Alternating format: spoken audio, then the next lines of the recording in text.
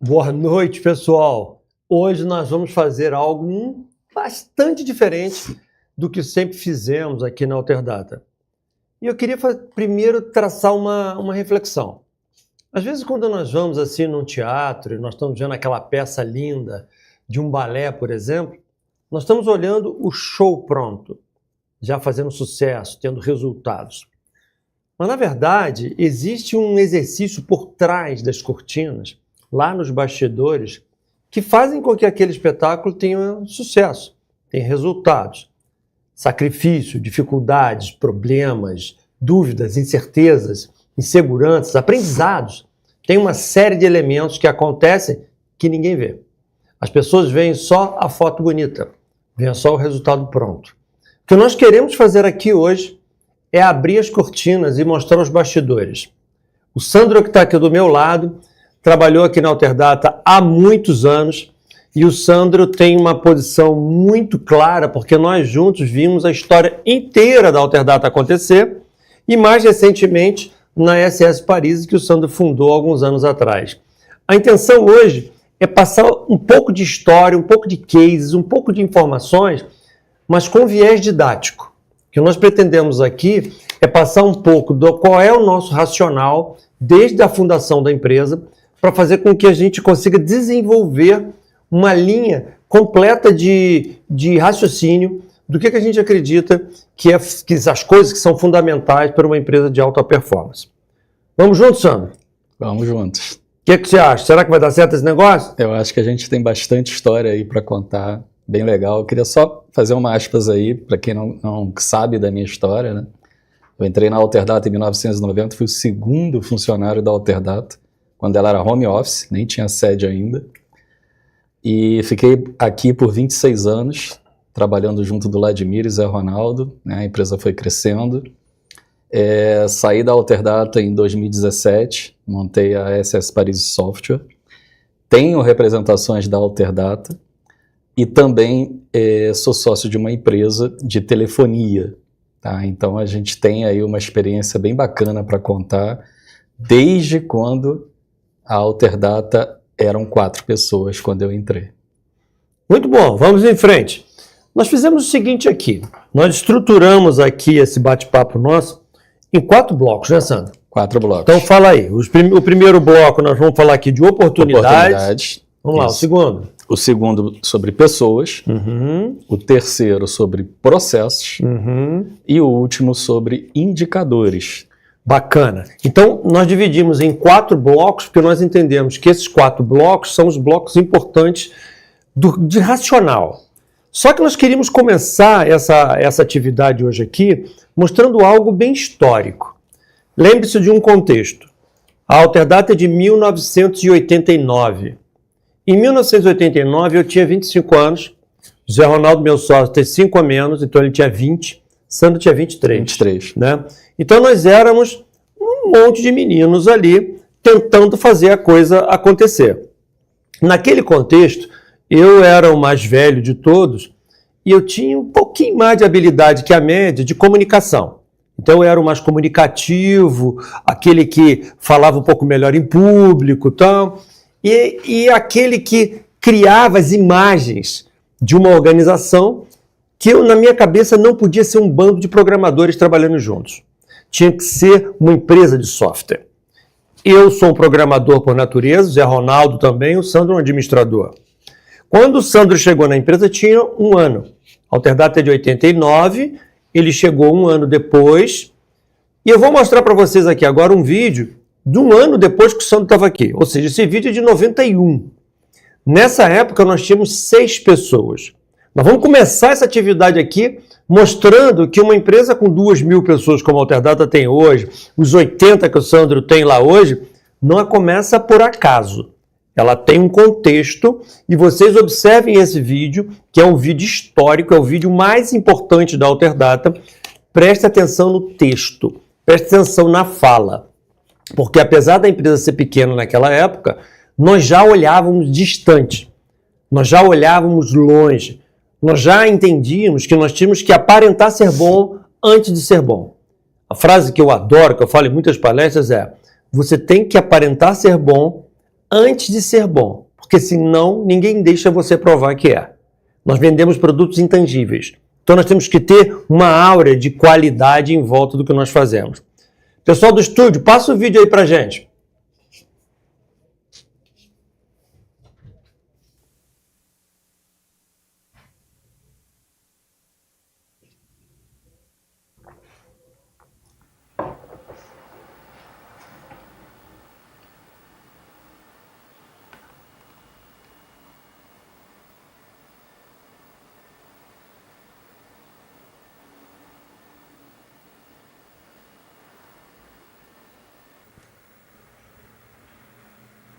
De baixo. Suporte. Sim. Isso. Agora, calcula novamente a rescisão. Isso. Calcula novamente. Tá? Porque aí agora só vai Marcelo, ser impresso ela. Bem apresentado. Eu sou Marcelo. Esse é o nosso programador. Isso, quando você Isso tá ok, em não tem 1991. mais. Não anula, não. Dia 16 de maio E de 1991. Isso. nosso gerente de Tá ok? suporte aqui, responsável por toda a área Então de tá. programação Um da abraço. empresa. Tchau. Esse é Neemias. Prazer. Parecendo Nossa. até o comercial ali. Nosso gerente de suporte. Responsável pela manutenção, treinamento. Neemias, hein? Quer me deixar aí pra do lado. Olha, todos os dá um sorriso pra câmera, Neemias. Dizem que bate uma pelota também, danado. Vamos ver. Joga muito. Caralho, sou muito íntimo das câmeras. Essa sala que vocês estão vendo aí é a recepção da empresa. Tá? É onde a secretária fica, atendendo telefonemas e tal, e é onde os clientes ficam esperando. Rodrigo, responsável por toda a área de vendas de suprimentos, formulários contínuos e outros. Da empresa. O homem que está assumindo todo esse setor agora aqui na nossa empresa a partir de maio. O homem de vendas da empresa. Essa aqui foi uma cortina que custou caro pra caramba. Vamos filmar a cortina aqui, porque te contar. Hoje a nossa empresa é pequena, suou pra comprar uma cortina dela. Vamos ver se futuramente o negócio melhora. Foi dificuldade de comprar uma cortina dessa. Pode passar? Vem comigo. Apresentar o restante da empresa. Calma aí, bicho. A câmera está vindo Pra aí. cá? Não sei, vamos pra cá agora. Então, vem comigo. Vem comigo. Esse aqui é a administração da empresa. Esse aqui é o Sandro, nosso gerente. Gerente administrativo. É o responsável por tudo que acontece nessa empresa. Esse é o gerente financeiro. Tudo de ruim. É o homem que controla a administração da nossa firma. Tanto em Teresópolis quanto em Petrópolis. Aqui estão nossos computadores. Então, que vai dar do Zé? Essa mesa do Zé Ronaldo aqui, nós estamos filmando aqui porque realmente ele está super abafado. Tentando instalar uma rede aqui Ele não consegue. para criar alto, mas está dando uma série de problemas aqui. Ele tem trabalhado até de madrugada. Tem que comentar que ele estaria atrás, você não consegue ver. Então, Tem tanta coisa na frente que não consegue ser visto. Isso é um computador de 1991. É bom deixar registrado, É, né? vou deixar registrado. Isso Isso aí, aqui... quando a gente vê essa fita de novo, Esse é um 386DX, 4 MB de memória, Chester Chester de 120 MB. Tem aqui um driver de 1.2 aberto, tentando se instalar uma rede, mas está dando alguns problemas ainda. Nada que a nossa equipe não resolva. Isso, claro, gente. Altamente competente essa equipe. Vem comigo. Aqui é a nossa sala de suporte, onde o nosso gerente de suporte, Neemias, dá os cursos. Certo? Câmera não é comigo. Fala pra bonitinho pra gente filmar. Limpinha a sala. Mostra a impressora. Mostrou a impressora? Mas eu acho que devia estar em turbo no computador. Onde é que tá?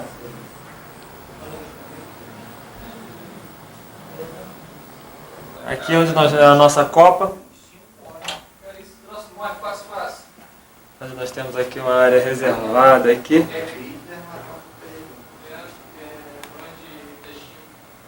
Um carrinho de chá, onde nós servimos os clientes. Um local para se fazer um cafezinho. E aqui um depósitozinho onde nós guardamos os nossos formulários contínuos para venda.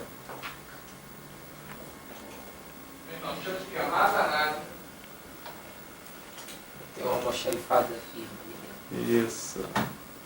Vamos apresentar alguns dos nossos programas que são comercializados atualmente ou que estão em desenvolvimento. Esse é a tela principal do nosso sistema de departamento pessoal. Atual programa mais vendido pela empresa, desenvolvido pelo Zé, e que já usa recursos modernos aqui. O menu trabalha em opção que ele vem rolando. Dá essa setinha aí, Sandro. Ele vem rolando. O sistema tem help online, que já possui um manual completo do sistema.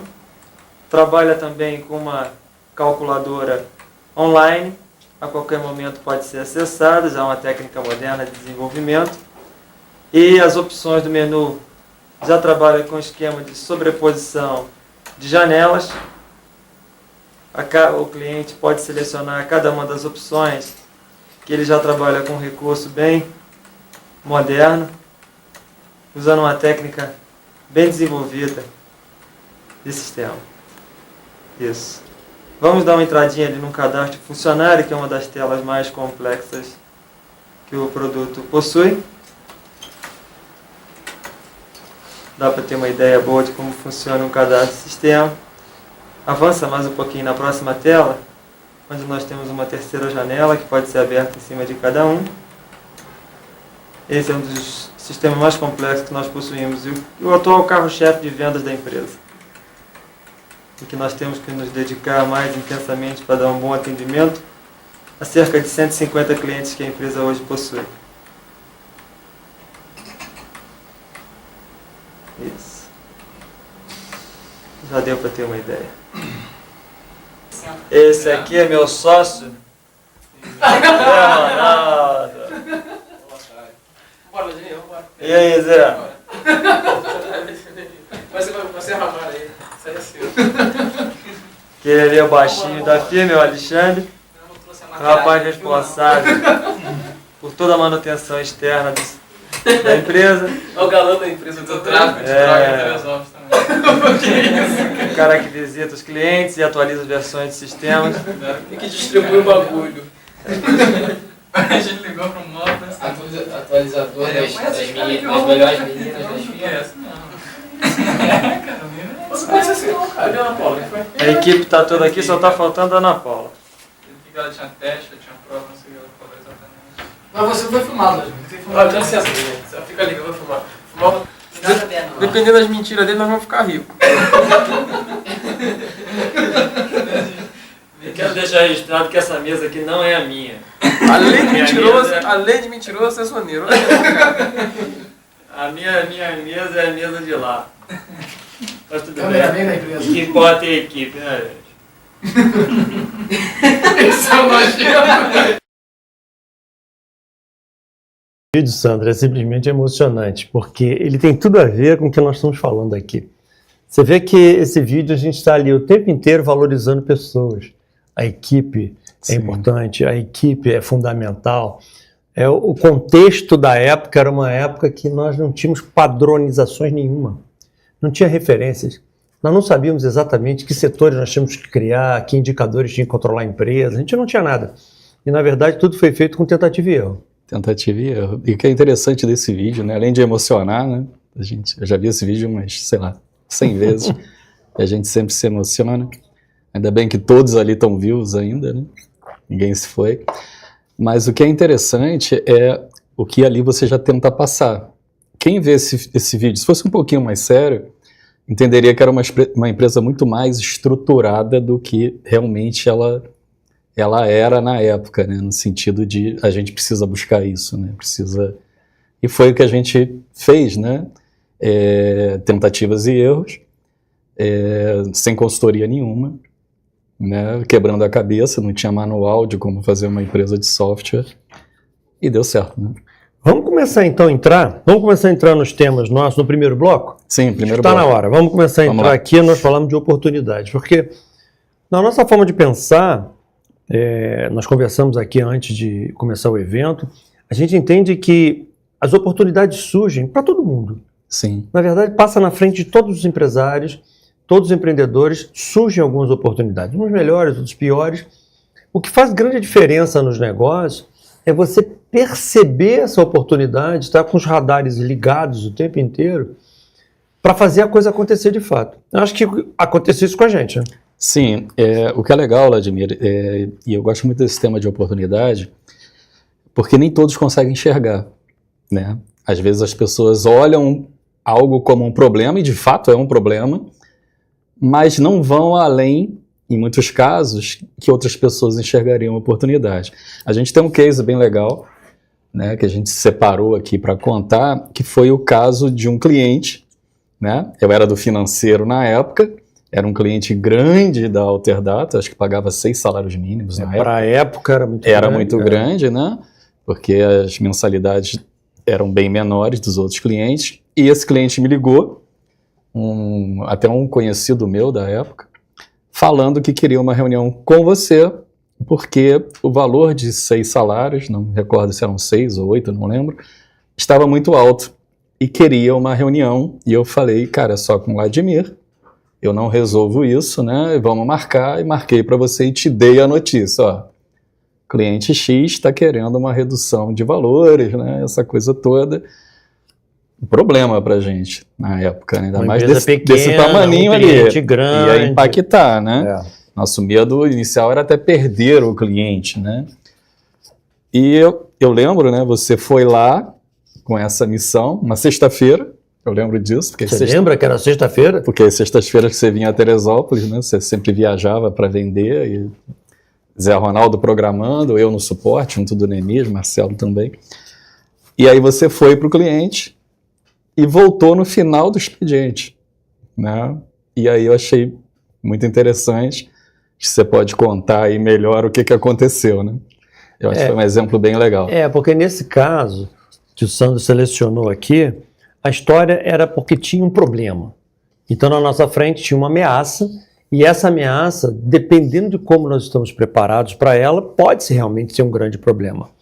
Nesse caso em específico, quando eu cheguei lá, havia uma insegurança do cliente, ele não estava disposto a pagar o que nós queríamos cobrar, mas eu percebi naquele momento... a gente já cobrava, né? Ele queria diminuir, né? Ele queria diminuir. Mas o que eu percebi naquele momento, que o cliente não estava enxergando exatamente o que nós fazíamos. Ele não estava percebendo exatamente. E a capacidade de argumentação e oratória, expressão, eu comecei a dialogar com ele sobre os aspectos que o produto podia agregar mais valor. O que aconteceu quando eu cheguei de volta na empresa é que o contrato do cliente voltou maior, né, Sandro? Sim. Né? Eu inicialmente nem acreditei, né? Eu lembro de você chegando e falei assim, quanto que o cliente paga? Aí eu não lembro se era 6 ou 8. Aumenta mais 2 ou 3. Aí eu falei, não acredito. Então, o que esse case quer mostrar? Eu costumo falar em muitas apresentações que as pessoas podem falar assim, poxa, caramba, você deu uma sorte nessa negociação. Sorte para mim não existe. Na verdade, sorte é você estar preparado quando a oportunidade acontece. Então, quando você chega na frente de uma situação dessa, você tem oratória, tem credibilidade, você conhece o que você faz, você tem autoestima, acredita no que você está falando, os seus olhos brilham de uma forma que fica muito mais fácil convencer as pessoas. Então, às vezes, um problema que é um aparente problema que está na sua frente, ele pode estar mascarado numa grande oportunidade se você tiver habilidade. Por isso que eu acredito, Sandro, que a gente tem que estar estudando o tempo inteiro, se aprimorando o tempo inteiro, melhorando as nossas habilidades o tempo inteiro, porque é assim que a gente avança, né? O que eu acho legal desse exemplo, Vladimir, e aí eu acho que serve para qualquer empresário, principalmente de serviço, porque serviço não é tangível, né? É você acreditar no valor do que você faz. Você foi lá, eu acredito que o que convenceu o cliente a pagar mais do que pagava, né? Você conseguiu mostrar para ele, cara, o que a gente está fazendo para você vai te retornar tanto, tá até um preço abaixo, tá na hora da gente acertar. Não sei como é que você falou lá. É isso. Mas o que é legal é da tua crença que você faz algo de valor, né? Você valorizando o que você faz. Então é um ensinamento de um problema que muita gente pararia no problema, muita gente reduziria o preço para não perder o cliente, e foi uma oportunidade de aumentar na época o faturamento da empresa. E situações como essa aconteceram um monte. Sim. Nós pegamos esse caso como exemplo, nós tivemos casos de vendas que você tem que valorizar o produto, casos que você está quase perdendo o cliente, você tem que valorizar a empresa. Você vê que aquele vídeo ali, apesar da empresa ter 6 pessoas, eu estou falando num tom de voz como se nós fôssemos uma empresa gigantesca. Sim.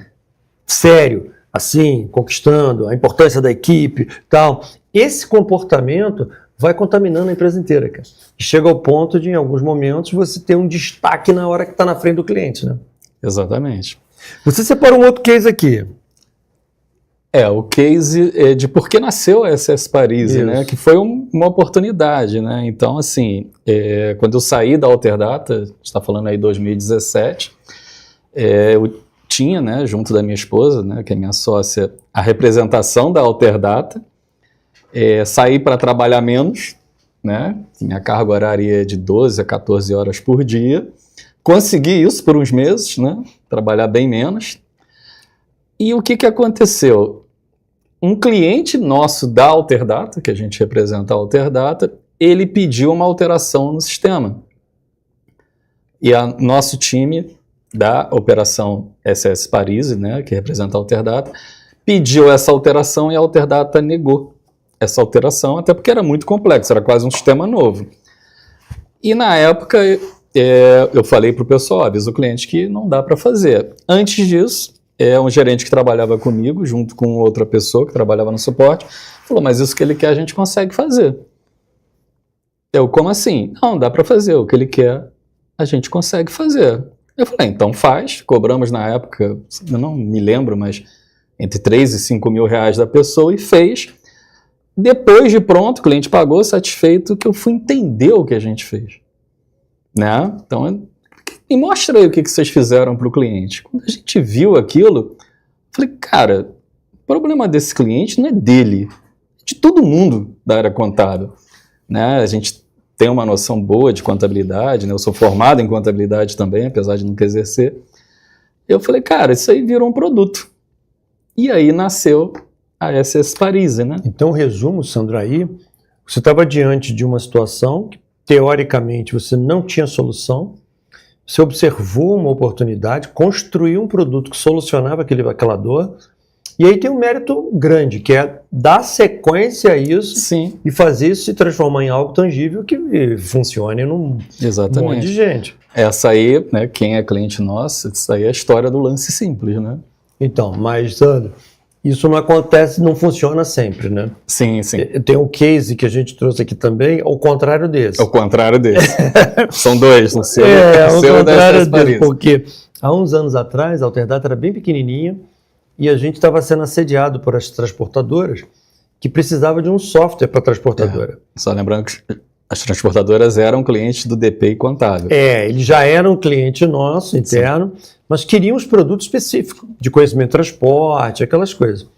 E eu fui um dos clientes, e o cliente grande. E eu sempre tive uma visão muito boa de olhar o problema e trazer uma solução para o software. Eu olhei o que o cliente queria, convenci você, Zé Ronaldo, o time aqui, que nós tínhamos que fazer um software para a transportadora. Desenhei o produto todo, customizei o que tinha que ser, banco de dados, desenhei tudo. E o desenvolvimento começou a trabalhar. 1 ano, 2 anos. 2 anos depois, o produto já estava começando a rodar nesse cliente, e eu falei, olha, agora o produto está pronto para ir para o mercado. Porque esse cliente é um cliente grande, enorme, um monte de caminhões. Na minha cabeça, ele ia ser a referência de um produto de qualidade. Quando cheguei no mercado, Sandro, o produto que nós tínhamos feito não era o que o mercado queria. Era um produto que ele queria. Chegava num cliente, não era nada daquilo. O cliente queria outra coisa. E o outro queria outra coisa. E eu cheguei à conclusão que tomamos uma decisão errada naquele momento de investir numa aparente oportunidade e nos demos mal. O que eu acho desse tipo de exemplo, Sandro, é que as oportunidades, quando dão errado, não é um problema, exatamente. O problema é quando você demora muito para descobrir que é aquele erro. Para consertar aquilo ali, ou desistir daquilo ali, que é uma vitória. Desistir. O mundo hoje é um mundo da velocidade. Se é um mundo da velocidade, muitas das vezes nós vamos errar em função da velocidade que a gente quer. Não tem problema errar. O que não pode é você ficar insistindo nesse erro 1, 2, 10, 20 anos fazendo a mesma coisa. Aí não. Então, uma coisa que a gente sempre fez aqui na Alterdata foi os erros de percurso, eles eram observados muito rapidamente, ou descartados ou corrigidos, muito rapidamente, para fazer com que o novo ciclo fosse um ciclo melhor. Isso funciona. Sim, sim. Esse aí é o grande aprendizado, né? Eu tive um caso na SS Paris, que foi nosso segundo produto, teve um nome de sensor, e ali foi um erro meu. Eu acho que ele até liga em pessoas. Por quê? O sistema era bem legal, sistema para a área fiscal, e na época eu entendi que existe muita interpretação legal. Eu falei, vamos fazer um sistema que confere XML de nota fiscal, e o contador diz o que ele quer conferir, pegando todos os campos. Esse CFOP não pode ser X%, ele define. Foi bem legal. Só que na construção, o Rafael, né, que é o meu braço direito de desenvolvimento, ele falou, Sandro, da maneira que você quer não dá. Você quer um resultado na hora. Eu falei, não, eu quero que o cliente processe e dê na hora. Eu falei assim, não dá, isso vai ser ruim. Eu falei, não, se for assim não adianta fazer. Ele falou assim, eu estou te avisando. E aí a gente começou a vender o produto, começamos a vender o produto e pegamos um cliente, um escritório de contabilidade, com 1.500.000 XML para importar por mês. Parou o sistema todo, de todos os clientes. Parou tudo. Aí eu lembro que eu falei com o Rafael, eu falei, Rafael, parou. Ele falou assim, tu lembra há 1 ano atrás, quando eu te falei? Era isso que eu estava te falando. E aí o sistema não seguiu mais, não dava para seguir com o sistema, né? Vamos consertar? Vamos consertar. Aí pesa a decisão, né? Quanto tempo leva para consertar? E aí a gente já estava com outros produtos. Ficou inviável. Então eu falei, não tem como parar o time agora com outros produtos, vamos abandonar esse projeto. Eu vejo, Sandro, situações como essa em todas as atividades. Já vi clientes do varejo que montam uma filial no lugar errado, que não funciona. Já vi indústria que tenta desenvolver um produto industrial que dá muita reclamação. Tem um monte de problemas. Eu acho, para enfatizar o que a gente está querendo dizer aqui, os radares do empresário têm que estar ligados o tempo inteiro para a captura da oportunidade. Agora, nem sempre ele vai acertar. Sempre vai acertar. E quando não acerta, você tem que ter mecanismos de pessoas, de indicadores de performance, de metodologia, para perceber o erro muito rapidamente, que nós vamos conectar com os próximos blocos que nós vamos falar aqui. Exatamente. E aí as coisas começam a dar um pouquinho certo. Esse caso da escrita fiscal que a gente selecionou aqui também é bom, né? Esse caso é bem legal. Esse caso a gente fala... Esse é um caso positivo. Positivo, né? Esse caso, ele tem uma ameaça, né? A gente está falando aí, acho que de 91. De 91 com certeza, que o Marcelo está no vídeo. Mais ou menos isso. 90, 91 ali. A Alterdata tinha DP e contábil e não existia nada de escrita fiscal, né? Para quem não sabe... Eu tinha programado a contabilidade. Vladimir programava a contabilidade. Zé Ronaldo DP, e não existia escrita fiscal. E apareceu alguém desenvolvendo escrita fiscal e, se eu não me engano, um grupo de contadores estavam... Clientes nossos, né? Na época, nossos que eu falo da Alterdata, né? Estavam ajudando a construção daquele software quando o Vladimir soube, virou uma ameaça, né? Eu soube que eles estavam em Petrópolis começando a desenvolver. Essa empresa de Petrópolis estava visitando os contadores e falando com os contadores que tinha o produto. E já tinha dado até preço. O produto ia custar, sei lá, não lembro o número, 1.500, alguma coisa. E quando eu soube disso, eu falei com o Zé Ronaldo o seguinte, um é mais que zero. Se nós não fizermos nada, nós vamos perder todos os clientes a sua oportunidade. Se a gente conseguir desenvolver alguma coisa, a gente consegue um resultado um pouco menor do que eles estão cobrando, mas consegue. O que eu fiz? Falei com o Zé Ronaldo, falei, você vai parar de fazer o que você está fazendo, vai para dentro de casa, 24 horas de madrugada, vai construir um novo sistema. E eu fui para frente. Fui lá para Petrópolis, na Associação dos Contadores, falar para eles que nós tínhamos começado a desenvolver o produto. Que o nosso produto ia estar pronto dentro de X tempo. E eles ficaram super felizes porque eu falei que quem fosse cliente da Alterdata ia pagar menos da metade do que o concorrente estava fazendo. Na minha cabeça, como jogador de xadrez, eu estava fazendo movimentos e esperando que o concorrente fosse fazer algum movimento. Eu fiz isso, o que ele vai fazer? Porque eu faço aquilo. A cabeça de um estrategista é sempre baseada em movimentos. Então, o empresário que está montando um negócio agora, ele tem concorrentes, tem produtos que mudam, tem tecnologias que aparecem, tem um governo que muda coisas. São peças de um tabuleiro de xadrez. Eu falei, Zé, você vai ficar fazendo a escrita fiscal e eu vou para o front. Quando eu fiz esse movimento, eu travei a venda do concorrente, esperando que ele fosse fazer algum movimento, e ele não fez. Um mês depois, eu falei que eu ia apresentar o produto. Cheguei lá e levei telas de PowerPoint, que o produto não estava pronto ainda. E continuei travando a venda do concorrente. 2 meses depois, eu levei as primeiras telas. Ainda não estava calculando impostos, mas já tinha as primeiras telas. 91, 6 funcionários. Eles tinham 5. Eles eram quase do nosso tamanho. Hoje a Alterdata tem 2.000 e eles continuam uma empresa pequenininha. Estão vivas ainda, mas continuam uma empresa pequenininha.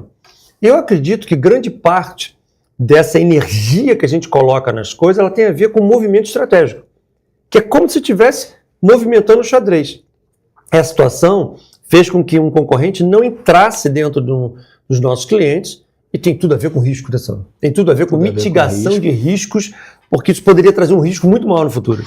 Tem uma coisa interessante também, Vladimir, nesse detalhe, porque a Alterdata na época ela não convenceu um cliente, ela convenceu um grupo de clientes, né, que era um grupo já expressivo, mas em cima já de um trabalho de qualidade que o pessoal estava acostumado. Então eu acredito que o risco deles também, se a gente já esperou tanto tempo, esperar um pouco mais a Alterdata que a gente já conhece, a gente já trabalha, vale a pena. Então é um pouco da construção da marca já na época, né? A gente está falando aí de 91, já é um pouco da construção ali, né, desse grupo de clientes. Na minha cabeça, Sandro, eu sempre fiquei olhando os riscos da empresa, cara, sempre. Sempre olhando o seguinte, quais são as grandes ameaças? E às vezes até tive passagens aqui ao longo da empresa que algumas pessoas da companhia diziam que estava tudo tão maravilhoso que não tinha risco. Sim. E eu não acredito nisso. Eu acredito que o tubarão no aquário ele sempre existe. Quem não está vendo é o que é o maior profissional. Porque o risco sempre tem. O que nós temos que fazer é mitigar esses riscos para fazer com que a companhia não seja atacada. Nesse caso aqui era a invasão de um concorrente. Em outros momentos pode ser outra coisa, perda de funcionário estratégico, estratégicos, pode ser um governo inventando uma legislação nova, sempre tem alguma coisa. Um produto, né? Se a gente pegar o exemplo da Kodak, né? Um exemplo de um produto que deixou de existir, né? Filme. Exatamente. De máquina digital. Né? O risco, por exemplo, da expansão da empresa. Sim.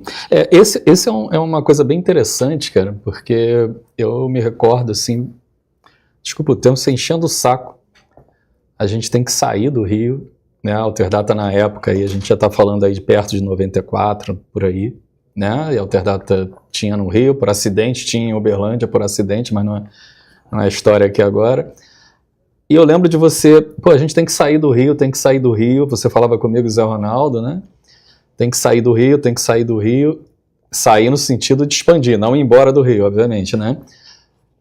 E uma vez você foi muito claro, né? Falando, olha só, a gente é uma empresa pequena do estado do Rio, né? Estamos crescendo, está bem legal, e se vier uma empresa gigante de São Paulo, que já está invadindo o Brasil, teoricamente, tem muito mais capital que a gente, certamente ela já está em outros locais do Brasil, e vem no Rio e zera o valor, né, dos produtos para acabar com a gente, né, e tinha um concorrente no Rio também na época, aí aquilo meio que caiu um pouco a ficha, né, que era um risco assim, um risco que você ilustrava, ele não era real, mas era possível. Exatamente. E aí a ficha caiu, né, então foi uma história bem interessante, e tudo que foi feito dali de uma forma com mais ênfase, né, de buscar isso daí, da Alterdata avançar em outros estados. Nessa né? época, nós tínhamos uma empresa que vendia muito caro para poucos. Nós tínhamos que transformar a empresa numa empresa que vendia-se barato para muitos. Isso mudava a estratégia completamente e, na minha forma de pensar, era uma forma de mitigar riscos. Era uma forma da gente estar mais pulverizado em outras posições. Mas aí tinha alguns problemas, né? Uma coisa é falar que isso é o risco. Agora, como é que faz? Como é que resolve? Nós não tínhamos dinheiro para contratar empresas de consultoria, não tínhamos dinheiro para contratar Estudo pesquisas de mercado, só tinha que fazer no braço. Então, como a gente sempre foi muito de execução, de ir lá e fazer acontecer, a maioria das filiais aconteceram, e representações, mais ou menos parecido com Salvador. Salvador, eu saí aqui de Teresópolis, peguei o avião no Rio de Janeiro, saltei no aeroporto de Salvador e cheguei lá, entrei no táxi, o táxi virou para mim e falou assim, não, vamos para onde? Eu falei, rapaz, não tenho a menor ideia, nunca vim em Salvador, cara. Toca pro centro da cidade aí, desse nível. E aí começa a pesquisar na cidade, a entender quantas pessoas ganham, qual é o volume de aluguéis, quais são os custos daquela região, para fazer um estudo de viabilidade e apresentar para a gente mesmo. Não era apresentar para um monte de gente, era só para nós. Para decidir se abria Salvador na frente de Recife, Recife na frente de Natal, como é que era uma ordem. E todas as unidades foram mais ou menos assim. Sandra abriu algumas também, eu abri outras. Aos pouquinhos, essa estrutura foi acontecendo e nós começamos a criar os processos e os métodos para controlar a unidade à distância. Porque uma coisa, Sandra, é a gente controlar alguém que está sentado do nosso lado. Outra coisa é alguém que está sentado em Salvador, em Manaus, em Porto Alegre. Nós tínhamos que ter uma metodologia. Aí entrou uma outra parte da nossa conversa, que é criar os processos para garantir que aquela coisa funcione. Eu vi muitos empresários ao longo da minha vida, Sandra, super empolgados com alguma ideia, abrem uma ideia sem pesquisar, sem analisar, sem criar processo, ele abre e fecha. Ele não consegue criar sustentabilidade. Então a gente acredita aqui que os passos sólidos são dados quando você começa a criar e repetir os processos para garantir que todos estão fazendo aquilo do jeito que a gente espera. Exatamente. O que é legal, Vladimir, dessa história, né? E aí chega uma coisa bem bacana, que a gente está falando aqui de oportunidade em cima de riscos, né? Esse especificamente, quando a gente começou lá no Nordeste, no Norte, né? Depois foi para o Sul, Centro-Oeste, enfim, Sudeste, a gente viu que São Paulo não estava lá. A gente foi quase que pioneiro nessas regiões, ou seja, empresas do estado do Rio, do Sudeste, indo. Então, um risco que aconteceria, que a gente tinha medo, e a gente foi o pioneiro. Isso ajudou demais também. Sem dúvida. O crescimento. Fortalecimento financeiro da empresa. Exatamente. E foi uma oportunidade, foi um risco previsto, talvez um risco que virou uma oportunidade grande para a empresa, né? Eu acho que esse resumo desse bloco nosso aqui, cara, a minha forma de ver, Sandro, está muito ligada a você ser muito ouvinte, escutar de fato tudo que está à sua volta, mas não é ouvir, escutar sobre o som, não. É ouvir prestando atenção. É ser observador. Eu acredito que o maior sucesso das pessoas está muito ligado à sua observação de tudo que é bom e ruim nos outros. Porque aí você começa a perceber as suas oportunidades e começa a criar a base para dar o próximo salto. Existem pessoas que resolvem um problema, cresce, imagina uma escada cheia de degraus, ele cresce, chega na parte plana da escada. Algumas pessoas ficam na parte plana 5, 10, 15 anos, porque ele está numa zona de conforto e que está tudo bem, ele estabiliza. As empresas de alta performance, quando ele sobe, chega na parte plana, ele fica nessa parte 5, 6 meses, porque ele já está vendo o próximo degrau, a próxima habilidade que ele não tem ainda, que ele precisa ter. Então, as oportunidades elas vão acontecendo de forma encadeada, se você consegue ter esse olhar em cima de oportunidades. Acho que isso tem tudo a ver e alavanca os negócios, né? Sim, e o que eu complementaria aqui, Vladimir, nesse bloco, e é uma coisa que eu trago comigo, né? Hoje a SS Paris tem 5 produtos, a oportunidade, ela nasce na necessidade ou dificuldade de alguém. Às vezes sua, né? Você cria para você e acaba criando para os outros ou dos outros. E aí entra uma coisa que eu percebo em muitas empresas, que talvez o dono, ou o gerente, ou o líder, ele não conversa muito com o cliente. A empresa cresceu, ele fica dentro de uma sala, né? E quem está conversando com esse cliente agora? Pode ser alguém da empresa dele que seja muito bom para enxergar a oportunidade, né, do próprio cliente. Mas pode ser que essa pessoa não seja tão boa assim. Uhum. E o gestor, o criador, ele fica interno, né, ali vendo números, mas não está vendo as oportunidades nascerem. Não está ouvindo. Não está ouvindo. Bem legal. E isso tem tudo a ver com o nosso segundo bloco. Nós vamos falar de gente. Porque é uma estrutura que tem pessoas, investimento em pessoas, começa a entender claramente o peso dessas pessoas nas posições certas, fica mais fácil ouvir, né? Sim. Fica mais fácil compreender. Por que você acha que pessoas é tão importante? Vladimir, eu vejo assim, né? Você consegue fazer um limite sozinho, né? Depois você vai ter alguém para te ajudar.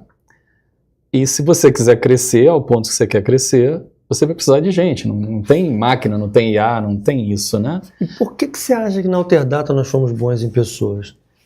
Eu vejo assim, Vladimir,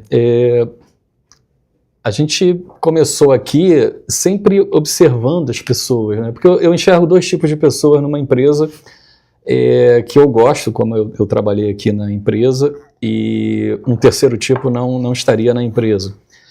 São pessoas que entregam muito bem, né? Eu acho que a empresa não pode ter alguém que entrega mediano ou entrega mal. Aí é o gestor que está errando, né?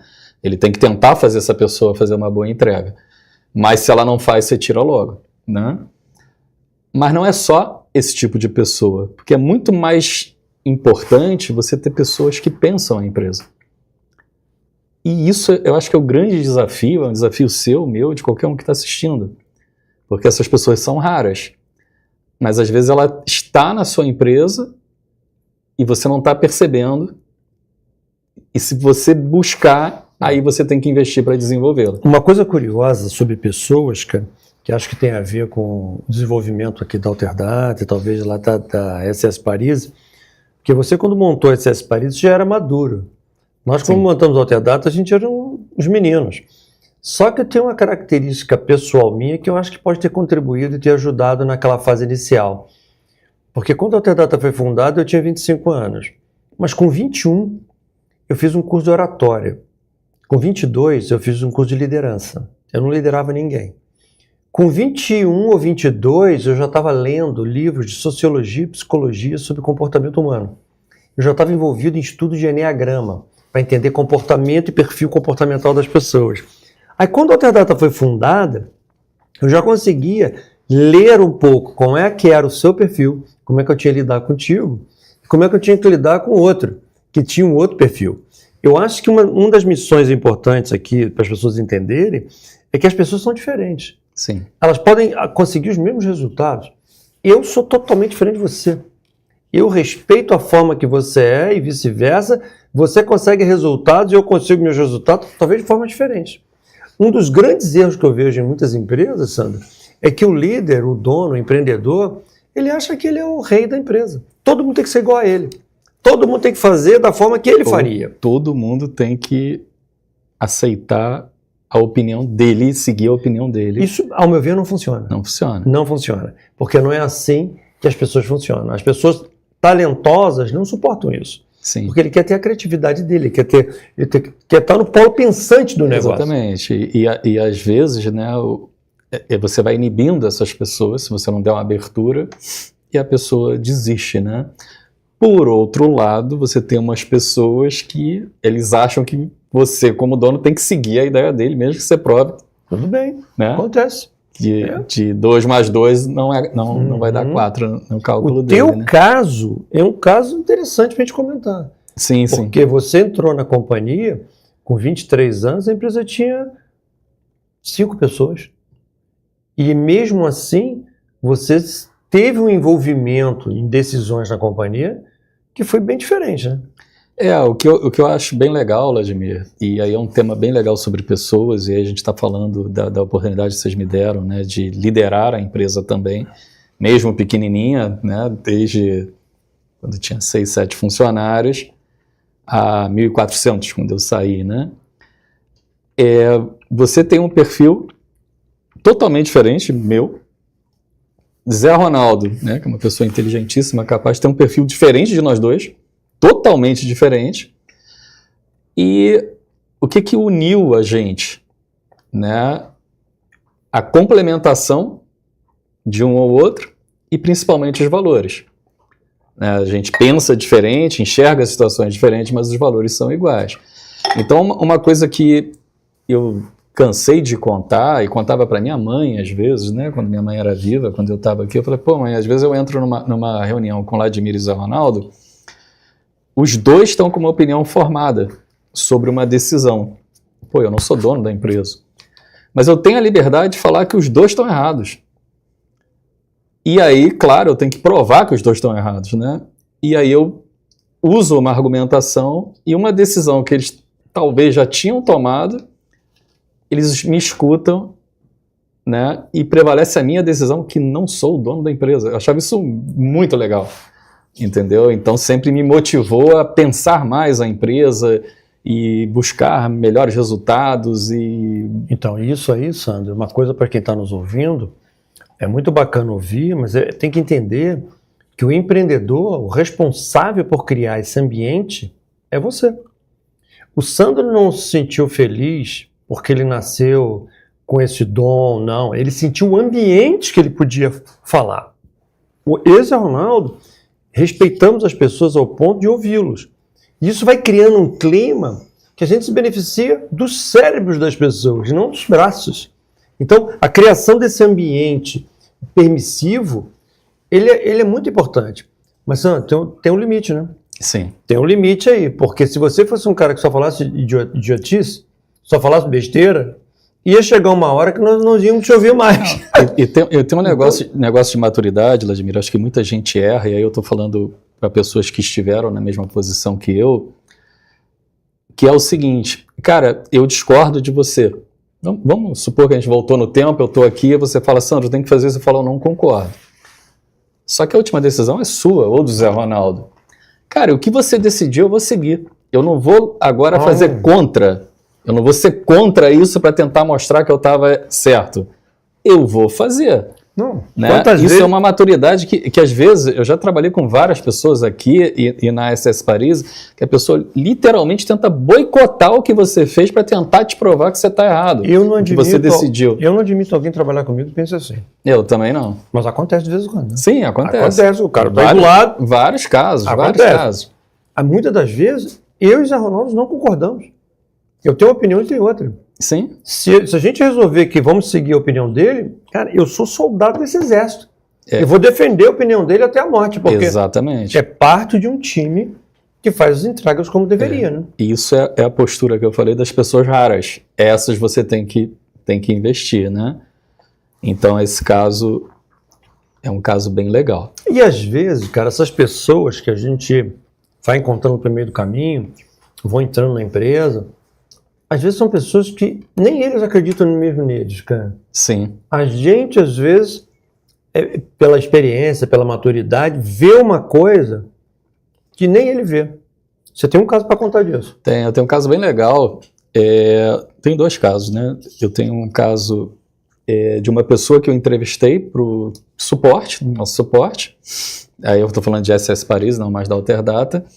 E no meio da entrevista eu parei e falei, cara, só te falar, você tem um perfil para vendas, não para suporte, não só para suporte, né? Ele, cara, eu não entendo nada de vendas. E eu falei assim, cara, mas você tem perfil. E eu tô com uma vaga de vendas, que é mais importante, mais urgente do que a de suporte. Você quer topar? Eu topo.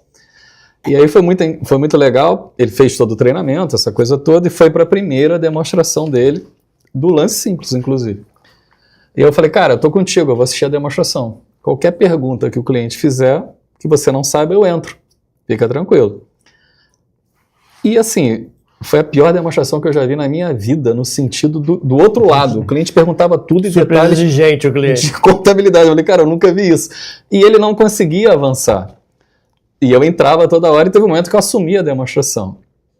E aí o que aconteceu? Terminou a demonstração online, né? Estava na pandemia, se eu não me engano. Não lembro bem. E aí ele me chamou, terminou a reunião e falou assim, cara, eu tô pedindo demissão. Eu falei, por quê? Cara, eu não sirvo para isso. A demonstração foi horrível. Eu falei assim, a primeira coisa, você acredita em mim. Essa foi a pior demonstração que eu já vi na minha vida no sentido da exigência de perguntas sobre o assunto contabilidade que alguém já fez. Segundo, se você não acredita em você, eu acredito. Você dá pro negócio. Você é bom vendedor. Você vai sair, você vai ficar desempregado, não vai? Então, confia que eu confio em você. É isso. E hoje, né, ele está com a gente, já se passaram acho que 3, 4 anos, é só o melhor vendedor da empresa. É isso. Então, porque muitas das vezes, acreditar nas pessoas é fundamental. Quantas pessoas aqui na empresa que entraram em cargos muito baixos e hoje tem cargos super importantes na companhia, porque a gente acredita nas pessoas. Sim. A gente percebe aquele desempenho. Agora, tem casos inversos também, sabe? Dá errado. Quantas vezes a gente acredita numa pessoa e dá tudo errado? Eu tenho uma história. Eu tenho uma história aqui da empresa, na época, você vai lembrar disso, que nós estávamos precisando de um líder de RH. Aqui na Alterdata a gente sempre opta por fazer as pessoas subirem. Então, a primeira alternativa sempre é pegar alguém de dentro e subir na estrutura, mas nem sempre é possível. Nem sempre tem essa pessoa. Nem sempre tem as habilidades, tem pessoas com essas habilidades. E esse caso era um gerente de RH. E eu conheci uma pessoa com um currículo sensacional, lá no Rio de Janeiro, líder de RH de multinacionais, empresas grandes. O currículo dele muito melhor que o meu e o seu. Não, muito melhor e ainda dava aula de MBA, né? Professor de faculdade. Professor de faculdade. Aí eu falei, cara, já achamos o cara para resolver o RH da companhia. Eu lembro que eu fiquei impressionado na entrevista dele. Né? Pois é. Só que aí entra um detalhe, cara. Entra um detalhe que é o DNA da empresa. A gente tem um DNA. Quando eu olho para o Sandro, ele olha para mim, se eu não gostar de uma coisa, pelo meu olhar ele conhece, ele sabe. Então o jeito que a empresa opera, ela é muito característico da alta cúpula da organização. Esse cara quando entrou, primeira semana, vieram me avisar o seguinte, você viu a plaquinha que ele botou lá no RH? Eu falei, que sala de RH. Na sala? Na entrada do setor, da sala. A entrada do setor. Entrada do setor. Eu falei, não vi. O que houve? Ele botou uma plaquinha lá assim, proibido a entrada. Eu falei, como assim proibido a entrada? O que eu mais quero na empresa é que as pessoas vão no RH para discutir, para se abrir, para dar ideias. Como assim? Chamei ele na minha sala, falei, fulano, você botou uma plaquinha? Botei, estava muito tumulto lá. Como assim tumulto? Aqui na empresa a gente quer isso, a gente quer ouvir as pessoas. De jeito nenhum, cara, pode tirar essa placa de lá. O que aconteceu, Sam? Uma semana depois, eu fui lá no setor, a plaquinha estava lá, ele não tirou. Não tirou, eu amassei, aí entra um pouco de indelicadeza, mas tem horas que tem que ser. Amassei a plaquinha, botei uma bolinha em cima da mesa dele, ele não estava lá na hora, e falei, avisa para ele que foi eu que coloquei essa bolinha aqui, eu não admito esse tipo de comportamento aqui na companhia. Ou seja, a posição do líder, ela tem que ser uma posição que você escuta, ouve, mas tem hora que você tem que tomar decisões mais duras. Esse cara tomou essa pancada de ter que tirar a plaquinha e 3 meses depois nós tivemos que demiti-lo. Demiti-lo. Ou perderia a equipe toda. Destruiu a destruidor de equipes. O currículo era bom. Muito. E por isso que a gente... o conhecimento também, não era só currículo. Mas por isso que a gente tem que entender que a qualidade das pessoas está muito ligada a soft skill e pouco a hard skill. Então você tem 10 mestrados, 20 doutorados, tem pós-doc, e você não é uma pessoa que tem comportamento adequado, aqui na empresa não fica. Aqui eu não quero nem saber quantos doutorados você fez, porque se não tiver comportamento, trabalhar em equipe, respeitar as pessoas, ser honesto, aqui não fica. Mas é o cara mais competente do planeta. Não fica, porque os valores da companhia têm que estar acima desse tipo de situação das pessoas. Não é isso? Certeza. O que eu vejo, Vladimir, eu sempre falo, né, com relação a RH, teu currículo joga contra você, né? Quanto melhor é teu currículo, mais exigente você... A expectativa é mais alta, é gigante, né? Então, às vezes a pessoa coloca um monte de coisa no currículo, não foi o caso dele, né? Eu lembro que ele tinha essas coisas todas, mas ele não bateu com a cultura da empresa e nem os colaboradores com ele, e a gente estava arriscado a perder uma equipe inteira ali, né? Então, foi um caso bastante interessante que mostrou, né? Não a pessoa pode ser muito boa, né, ter uma competência imensa, mas não se encaixa na sua empresa. Né? E aí, se você não toma decisão, você estraga o time inteiro, cara. Exatamente. Então a cabeça do líder em relação às pessoas é valorização de time, fazer as pessoas crescerem, tudo. Mas tem um limite. Exatamente. Ele tem um limite que eu não posso deixar ultrapassar. A pessoa certa na posição certa é fundamental, cara. E tem uma coisa que chama ideia, em relação a esse caso especificamente, porque eu fui uma pessoa favorável a demiti-lo, você e Zé Ronaldo junto, né? Zé Ronaldo participou também, e todo o time do RH também, né? E aí entra um negócio que conecta com outro case aqui, que é legal, né? E essa pessoa sendo do RH, sendo uma pessoa de RH, mestre de RH, ele saiu sem... Tipo assim, fiquei de mal com você, pessoa, né? Na época ele não falou comigo, virou as costas, essa coisa toda assim. E a gente teve um outro caso que é bem legal, né? Aqui da Alterdata, gente que eu falo Alterdata, que eu demiti uma pessoa 2 vezes, né? Entendeu? Uma vez quando era nova, uma vez quando era mais velha, né? E o que é bacana disso tudo, e até me emocionou a última vez que eu conversei com ele, ele falou assim, cara, se não fosse você, e a gente se dá bem até hoje, né? Ter me demitido 2 vezes, né? Por razões diferentes, né? A primeira razão que era muito crianção, muito moleque, muito... E na segunda, porque estava devagar, né? E sempre claro, ele falou assim, eu não chegaria onde cheguei. Hoje ele é um dos caras altos, até um concorrente da Alterdata, grande, e ele é um cara alto, e quando ele falou isso comigo, eu falei assim, cara, agradeço a você por você ter me demitido 2 vezes, né? Então esse é o tipo de pessoa que é rara também, né? Mas é o comportamento que faz uma pessoa crescer, né? É isso aí, cara, porque na verdade nós estamos aprendendo sempre, né?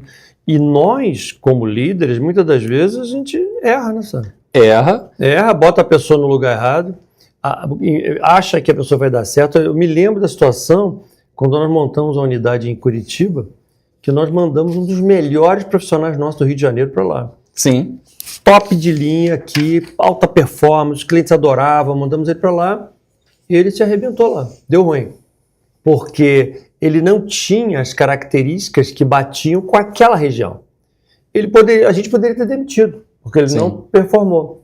Não, nós resolvemos tirar ele de Curitiba e botar em Goiânia. Aí ele ficou em Goiânia um tempo, começou a dar certo. Ainda não era o que a gente achava, mas... Não era o que performava no Rio. Não era. Aí, então a gente falou, o caminho é esse, mas ainda não é legal. Não sei se ele ficou um ano e pouco lá, não lembro. Depois nós mandamos ele para Belém. Explodiu de sucesso. Explodiu. Porque em Belém, o perfil comportamental dele bateu mais com a região, com a cultura, com o jeito de ser, e a coisa funcionou. Então, qual é a aula desse pedaço aqui? É que as pessoas que estão dentro da organização, muitas das vezes, ele não está performando porque ele é incompetente. Ele pode não estar performando porque ele está fazendo a coisa errada. Aquilo que ele não tem habilidade, que ele não gosta.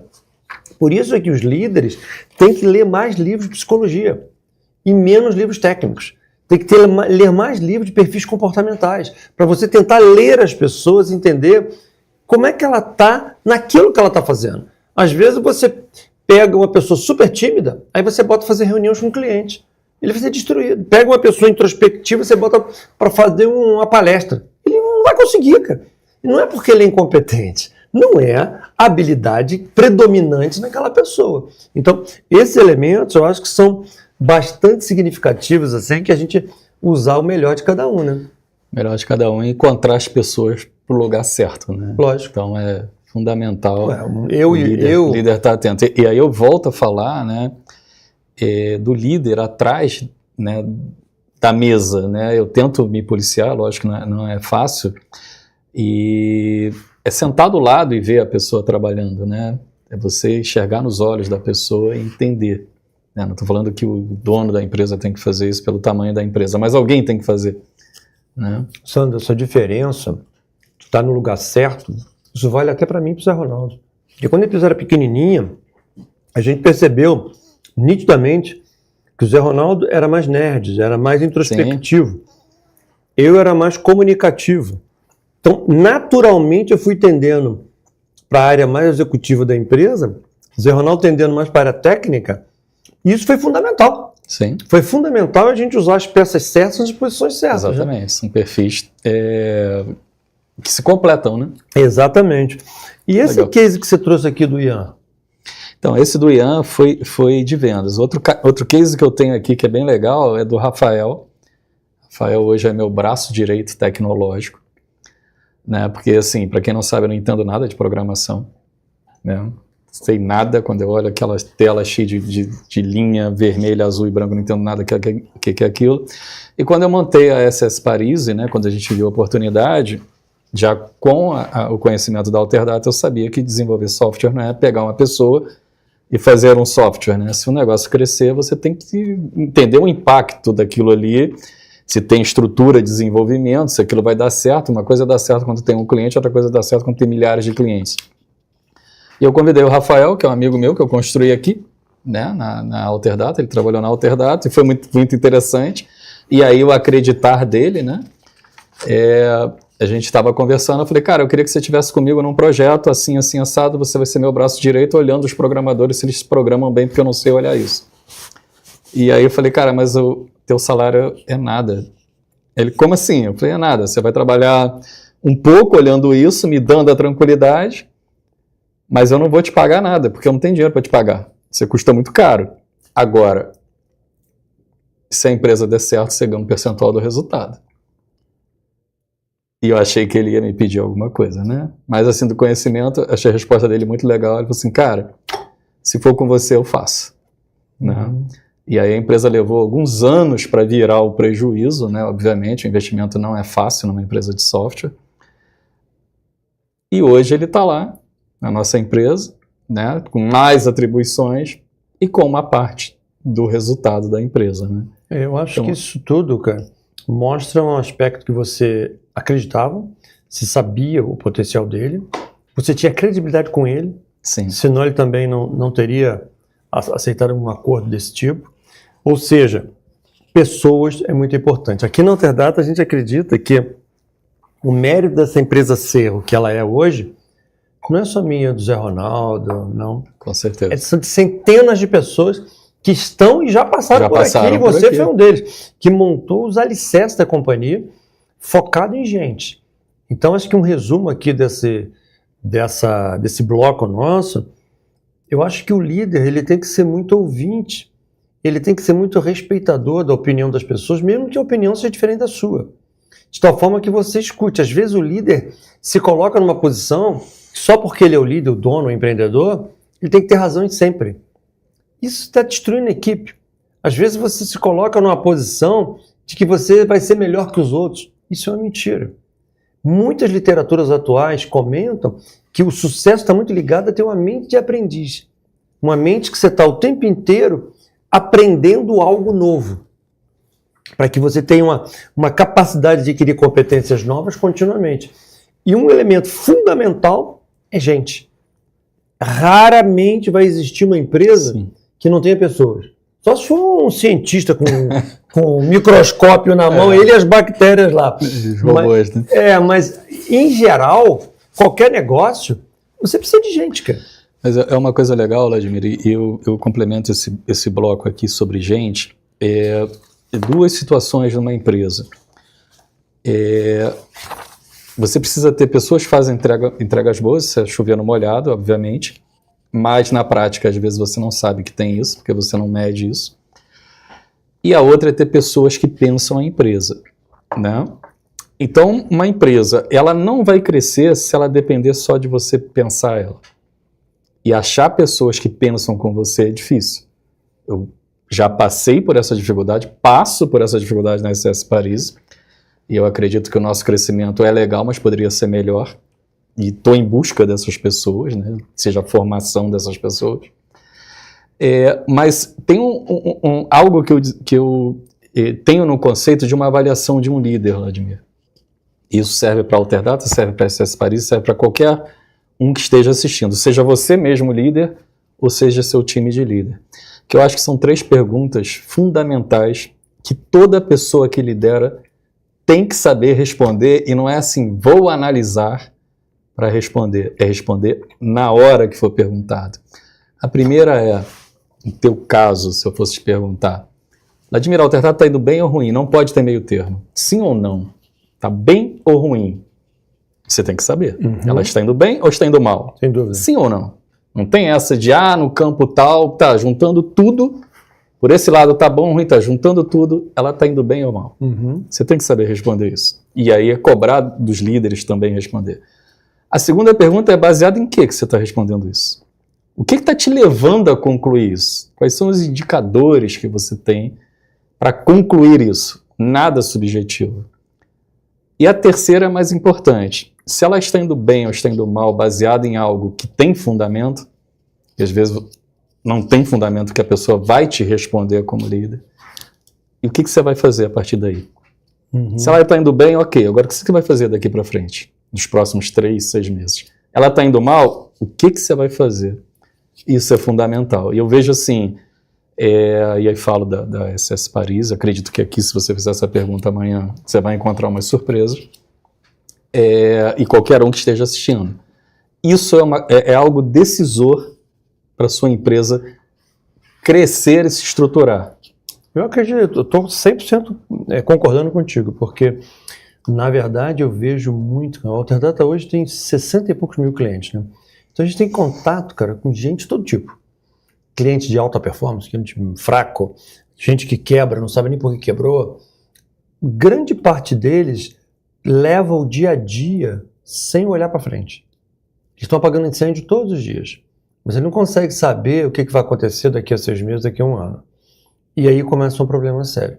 Então, quando você não tem método, indicadores, gente para administrar a estrutura, a empresa é muito dependente de um. E aí você fica lento. E hoje você ficar lento é crucial no mercado. Sim. O mercado não aceita uma empresa lenta. E tem uma coisa também, Vladimir, que eu aprendi, a diferença entre visão e inteligência. Às vezes a pessoa tem na equipe muita gente inteligente, mas não necessariamente a inteligência carrega a visão. Não tem nada a ver uma coisa com a outra. Exatamente. A visão carrega a inteligência. Né? Então, você tem uma pessoa que tem visão, certamente ela é inteligente. Você tem uma pessoa inteligente, você acha que ela é pessoa inteligente, mas ela não tem visão. Né? Então, isso é um erro também que muita gente fala, eu tenho um time de gente muito inteligente, ok. Mas quantos minutos à frente eles conseguem enxergar? 10 minutos? Um dia? Um mês? Um ano? Então isso faz uma diferença muito grande também. E aí tem tudo a ver com o nosso terceiro bloco. Sim. Porque quando a gente fala de pessoas nas posições certas, pessoas que estão fazendo entregas, pessoas que às vezes a gente julga que tá ruim, ele está baseado em algum método. A gente aqui na empresa, você lembra, Sandro, que lá atrás uma perseguição nossa violenta em criar os processos para garantir que tudo funcionasse corretamente. Sim. Então, vendia, no início o único vendedor da empresa era eu. Vendia, tinha que vir um pedido. Esse pedido, eu era o único, mas já tinha um pedido, já tinha marcado se foi faturado, se não foi faturado. Tinha até no... Tá? Ali no museu, né? Tem um pedido museu, que você escreveu lá em 91, 90. Tem no museu ali. Os blocos de pedido com a minha letra lá.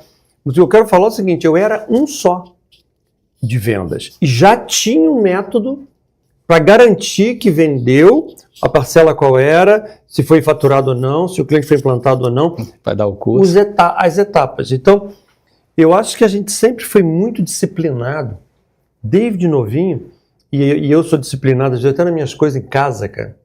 É muito meu pessoal. Às vezes, das minhas coisas, como eu guardo ferramentas em casa, como eu guardo meu armário de roupas, eu sempre fui muito disciplinado e casou com você que também é. Então, esses métodos que foram sendo criados, eu acho fundamental para garantir que as coisas aconteçam sempre. Não é isso? Sim. São os processos, né, Vladimir? Exatamente. E processos têm uma vida, uma história, né? E a gente tem alguns cases aqui de processo que eu acho... A gente anotou aqui aquele case bem legal, do né? CRM, né, cara? Sim, sim.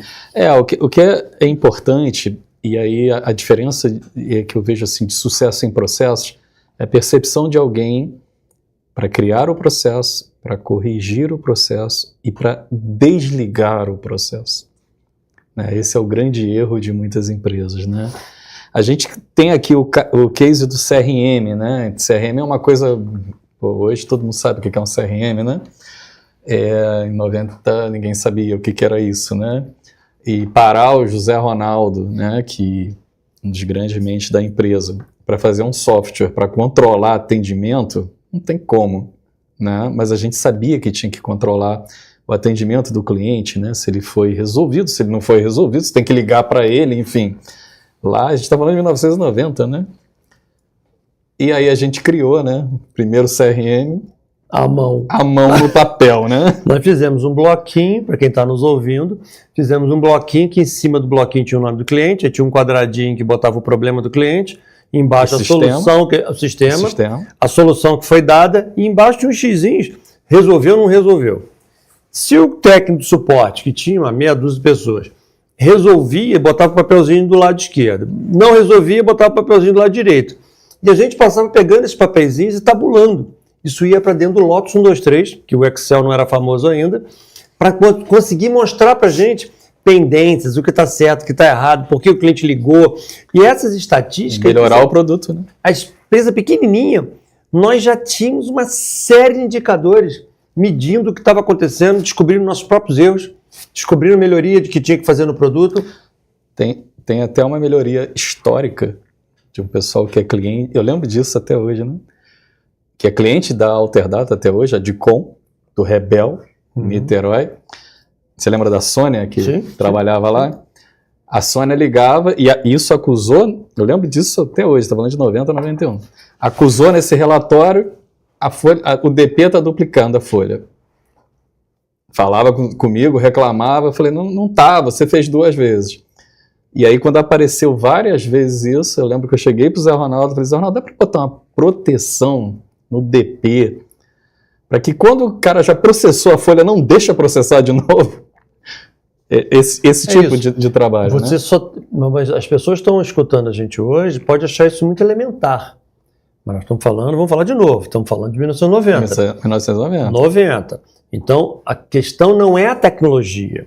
Então, o que é importante desse racional nosso aqui é que antes da tecnologia tem uma forma de pensar, tem um mindset. A maneira de pensar em melhorar o tempo inteiro e garantir que aquela coisa que funciona de um jeito, funcione sempre daquele jeito. Porque cada pessoa que entra na empresa é um ponto percentual para perda de cultura, perda dos mecanismos. Ele vem, trabalhou em outro lugar, tem outra forma de pensar. Se você não tem os processos estabelecidos, cada um faz do jeito que quer. Porra, a empresa virou uma zona, cara. O negócio não funciona de jeito nenhum, cara. Exatamente. Não vai dar certo, mas de jeito nenhum. Qual o próximo case que você anotou aí? Esse próximo case já é um pouco do inverso. Né? Então, assim, é o que a gente fala, os processos são criados, eles nascem, são desenvolvidos, são alimentados, são configurados e morrem. Só que, às vezes, você tem pessoas que exageram no processo. E aquilo vira algo burocrático que aumenta o custo direto, sem necessidade nenhuma. Então, tem um case bem interessante aqui,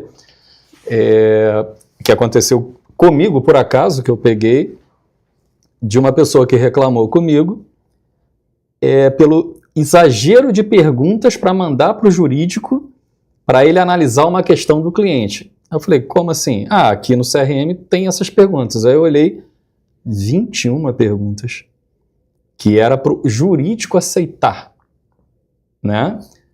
Aí eu falei, deixa eu olhar aqui. Pô, qual é o nome do cliente? Já está no CRM. O que ele deve? Já está no CRM. Falei, cara, que monte de pergunta é essa? E aí fomos no jurídico, né? Por que você precisa disso? Não preciso disso. Quantas perguntas aqui você precisa? Eu preciso de 4. Essa aqui, essa aqui, essa aqui. Eu falei, por que tem 21? Ele falou assim, não sei. Aí entra outra questão. Aí fomos na pessoa anterior. Por que você responde isso aqui tudo? Eu não sei. Falaram que é para responder tudo. Então eu fico... Entendeu? É isso. Então, é outra questão que a empresa tem que ter cuidado com o processo. Eles têm que ser visitados. Senão ela fica lenta. Senão ela fica lenta. Custo alto e coisa do gênero. A outro case que eu notei aqui, Sandro, que aconteceu comigo, que é sobre final de processo que você está falando aí.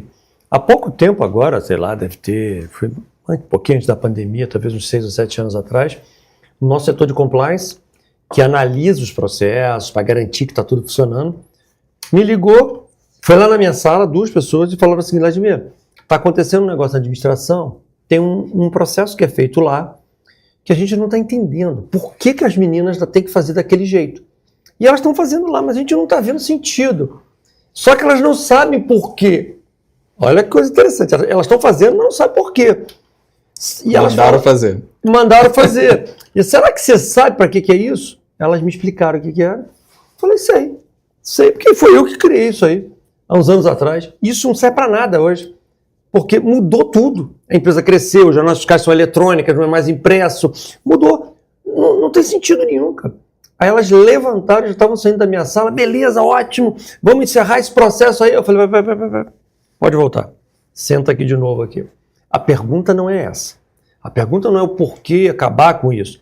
Eu quero saber o seguinte, por que nós demoramos 8 anos para perceber que isso não servia para nada? Por que nós fomos ineficientes e não ter visto que a nota fiscal mudou da impressa para a eletrônica e não teve uma pessoa capaz de olhar e falar, isso não serve para nada mais hoje?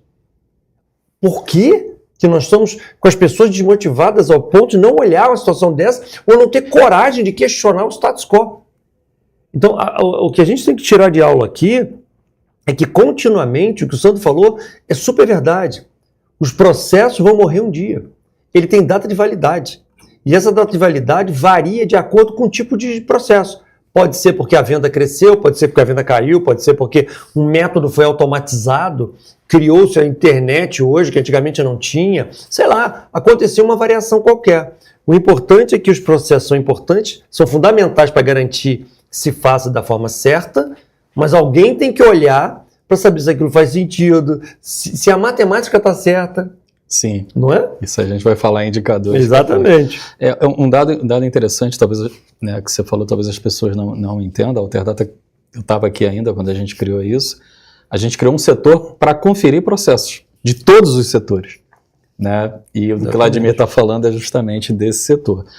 Um caso também interessante, Vladimir, e aí vai entrar em algo que eu sigo e assim, preparei minha mente para isso, é um outro case aqui da Alterdata, que a gente, como Alterdata, tinha anúncio em 2 grandes revistas nacionais, né? De contabilidade, revistas nacionais, eram 2. Uma custava, se não me engano, 10 mil e a outra 3 mil. E aí, como eu sempre gostei de números, e a gente vai falar daqui a pouco, e sempre gostei de cortar custo, né? Até uma satisfação, vamos cortar esse custo.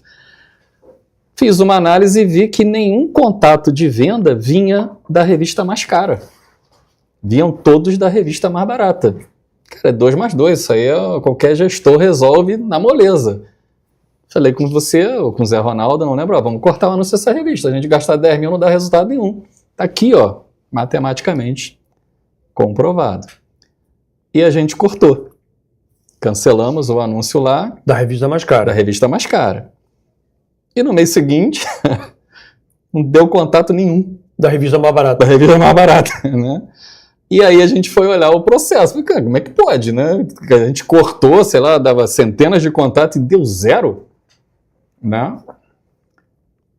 Aí a gente foi no time de vendas e perguntou, quais revistas vocês sabem que existe quando um cliente fala que viu o anúncio numa revista nacional? Só existe essa. E a outra? Não, a outra eu nem sabia que existia. Então todos eles colocavam para uma revista só. Alimentavam errado. Gerou um dado errado e você tomou decisão errada baseado naquela informação. Exatamente. Aí a gente inverteu o cancelamento e voltamos para a revista correta, né? Então isso tem muito a ver com dados que a gente vai falar, mas uma coisa muito importante também, Vladimir, que eu levo comigo na mente. Muita coisa de processo, ele tem um erro, porque a pergunta por que você faz isso, ela não é completa. Tá? É muito fácil a pessoa falar assim, cara, eu faço isso porque o Vladimir mandou. né? Eu faço isso porque é para fazer. Se eu não fizer, vão me demitir. Só que o porquê nem sempre justifica. Então, assim, o que eu sempre aconselho e faço essa pergunta quando alguém vem com uma ideia ou vem com uma mudança de um processo é para quê? Não o porquê, mas para que você faz isso? Eu costumo falar, Sandro, que por trás da tarefa sempre tem uma missão. Então, se o cara faz uma planilha, que é uma tarefa, se ele faz a contabilidade débito e crédito, que é uma tarefa, se ele atende o cliente no suporte, é uma tarefa, tem uma missão por trás, que é a razão daquele troço existir. Se a pessoa só é um tarefeiro, ele nunca vai ser um profissional de alta performance. Mas quando ele começa a enxergar a missão, peraí, eu varro esse chão porque o cliente vem aqui e tem que ver o ambiente limpo. Eu desenvolvo esse software porque eu tenho que resolver o problema lá do cliente. Se ele começa a entender a missão por trás, a coisa começa a mudar. Então eu acho que é papel do líder, do empreendedor, criar esse ambiente para que as pessoas reflitam sobre isso. Sim. E às vezes, nem sempre a gente acha tudo, né? Eu me lembro a campanha que nós fizemos de caça ao gambá. Você lembra disso? Lembro. Então, nós tínhamos uma sensação que havia um problema aqui na empresa desses processos que não serviam para nada. Ultrapassados. Só que eram muitos, a gente não sabia. Já estava grande. Já estava grande a empresa. O que nós fizemos? Fizemos uma campanha de caça ao gambá, dizendo o seguinte: os processos que não têm mais validade é um gambá mal cheiroso. Tem cheiro ruim na empresa, algum canto aí. Eu estou sentindo o cheiro, mas não estou sabendo onde. E fizemos uma campanha com todos da companhia. Vieram 200 e poucas dicas de melhorias de processo. Melhorias ou de acabar com o processo. Umas 30 e poucas totalmente viáveis, não sei se foi 30 ou 40, não lembro. E nós pagamos prêmio em dinheiro para as melhores, para melhorar a redução de custos, melhorar a velocidade no atendimento, uma série de aspectos desse tipo, mas com a participação de todos da empresa. Então nós estamos falando aqui um pouco de acreditar nas pessoas, estamos falando um pouco de processos, de você entender que tem que refazer os processos o tempo inteiro. Isso foi muito legal, cara. Sim, deu um resultado bacana, né, Vladimir? E o que eu vejo aqui, né, Vladimir, sobre processos, e a gente vai para o nosso último bloco, né, não demore a revisitar os processos que você faz. Não pode. Né? Eu costumo dizer que qualquer empresa funciona muito diferente do que o dono pensa. Os processos se modificaram por alguém e você não percebeu, e sua empresa está perdendo dinheiro e perdendo tempo. Né? Você fala assim, SS Paris você faz o tempo todo. Não dá para fazer o tempo todo, mas tem que ser feito. Exatamente. Né? Não, e quanto mais você mexe na companhia, ela cresce, muda um produto, muda uma região. Às vezes aquilo que era muito importante deixa de ser, cara. Deixa de ser. E você tem que ter coragem de se autodestruir. Porque às vezes um processo que a gente destrói, nós criamos. Sim. E você fala, eu mesmo criei esse negócio aqui, agora eu estou destruindo que não serve para nada. Tudo bem, cara. Porque quando nós fizemos aquilo era importante há 10 anos atrás, sei lá, era importante. Hoje não é mais. Então, esse racional de jogo infinito é muito importante. Eu tenho uma palestra que eu tenho feito no Brasil inteiro do Infinite Game, falando que nós estamos jogando, na verdade, um jogo infinito. O jogo corporativo não é um jogo que tem começo, meio e fim. É um jogo de evolução contínua. Isso significa que o tempo inteiro nós estamos móveis, com plasticidade, nos adaptando. Então, nem sempre aquilo que eu criei lá atrás serve para hoje. Serve para hoje. Ou ele tem que ser terminado, ou ele tem que ser melhorado. Exatamente. Melhorado. Agora, isso é bem legal. A gente só consegue fazer isso se tiver números. A gente não consegue fazer isso por percepção. Então vamos para o nosso último bloco, que é bem importante aqui no nosso DNA. Nós vamos falar de indicadores de performance. Sim. Vamos começar a pegar lá da origem, quando você chegou na empresa, Sandro. O que você notava naquela época? Quando eu entrei, eu tinha formação administrativa, que vocês não tinham, eu notava uma zona só. Né? A empresa era bem bagunçada. E não que eu entendesse muito, né, mas a faculdade sempre ajuda. E tinha alguns indicadores já, né, mas alguns outros a gente foi entendendo e foi criando. Né? E lá em 1990, no Lotus 123, muita gente sabe o que é Lotus 123, mas assim, do que eu entendi, o Excel copiou o Lotus 1, 2, 3. Na verdade, o 4 copiou o Lotus 1, 2, 3, né? Depois o Excel copiou os dois e acabou com os dois, né? Microsoft. Então, a gente começou a se apaixonar por indicadores, né? Até demais, né, cara? Eu e você, diferente de Zé Ronaldo, né? Zé Ronaldo acha que a gente é muito detalhista ao máximo. Exagerado demais. Porque quando você chegou há um ano da empresa, ela já tinha um monte de indicador. Aquela planilha que a gente usa até hoje aí. Planilha índice, que eu roubei para mim, né? A SS Paris também se chama índice, está lá até hoje. Ela já existia. E olha que interessante, nós estamos falando de 1990, quando o Sandro chegou. A planilha de indicadores com gráficos de faturamento, lucratividade, ela já existia. Ela não tinha a quantidade de dados que tem hoje, mas ela já existia. O importante nós entendemos, as empresas que estão começando, é que você não vai conseguir crescer de forma sustentável se você não entender o que está acontecendo na organização. Com a chegada do Sandro, foi possível a gente aprofundar nos indicadores e criar uma estrutura de indicadores mais sólida, que nunca terminou. Até hoje nós estamos mexendo nela. Sim. Até hoje nós estamos com um processo evolutivo. Hoje, obviamente, as planilhas não são tão necessárias, a gente tem mais ferramentas, tem Power BI, tem um monte de dados e gráfico para todo lado, mas o racional aqui é o seguinte, é entender que se você tomar decisões de forma empírica, a margem de erro é muito alta. Sim. Quando você toma decisões baseadas em dados, não é que você não erre, mas a margem de erro cai muito. E quando você erra, você percebe rapidamente. Agora, Sandro, eu acho que o grande problema não é você acreditarmos em dados. O mais difícil foi fazer todos os líderes acreditarem em dados, isso, né? Interpretarem, saber ler. Eu vejo assim, Vladimir, os indicadores, eles contam uma história, né? Nem todo mundo consegue ouvir o que eles estão contando. E, como você falou, né, a empresa não tem indicadores, ou às vezes a empresa tem, o líder não olha, e não faz diferença nenhuma, né, ter indicador ou não, assim, né? Mas, quando você tem indicadores, a empresa consegue ter um rumo, né? Quando você não tem indicadores, cara, vai no teu feeling ali, você tem que ser muito bom. Ah, mas eu acertei tudo, mas com indicadores você poderia ter acertado muito mais, né?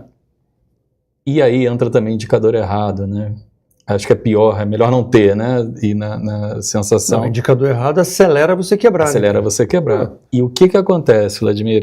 Você sabe que eu sou chato nisso, né? A gente se conhece há tanto tempo.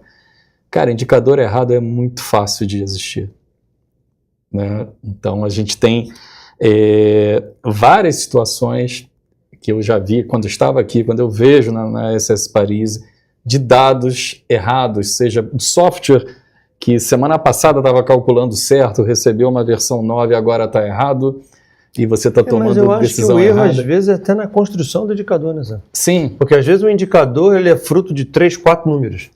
Quanto que vendeu, qual o tempo, não sei o que, isso gera um indicador.